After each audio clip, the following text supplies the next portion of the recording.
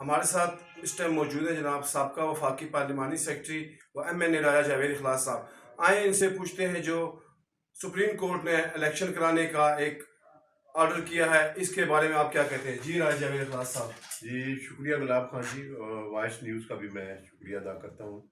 آج کل چونکہ الیکشنوں کا ہی موضوع زیر بحث ہے، تو اس حوالے سے ہائی کورٹ اور سپریم کورٹ کا جو ڈسیژن آیا ہے اس کے مطابق الیکشن کمیشن آف پاکستان نے پنجاب کی انتخابات کی تاریخ جو ہے وہ 30 اپریل کو دے دی ہے. اس سلسلے میں ہم تیاریاں کر رہے ہیں، اور ہماری جماعت کی لیڈر جو ہے سینئر وائس پریزیڈنٹ اور چیف آرگنائزر مریم نواز صاحبہ پورے پنجاب کے اندر جو ہے وہ ہر ڈویژن پہ جلسے کر رہی ہیں. ہمارے ڈویژن کا بھی جلسہ ہو گیا ہے، تو انشاءاللہ تعالی ہم فل تیاری میں. ابھی ہمارے جتنے بھی امیدوار ہیں وہ متوقع امیدوار ہیں، وہ سارے اپنی درخواستیں پارٹی ٹکٹ کے لیے بھجوا رہے ہیں.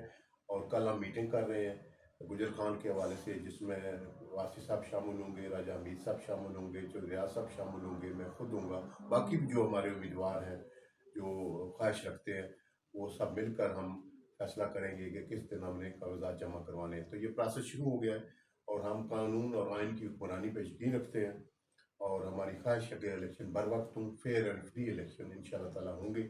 اور جس پارٹی کو بھی اقتدار ملے گا وہ پارٹی انشاءاللہ تعالیٰ، اور خاص طور پہ میں یہ بات پورے وثوق کے ساتھ کہہ سکتا ہوں کہ پاکستان مسلم لیگ نون ہی ایسی جماعت ہے جو میاں نواز شریف کی قیادت میں موجودہ حکومت کے، موجودہ ملک کے معاشی، سیاسی، اقتصادی مسائل کو اس دلدل سے نکال سکتی ہے.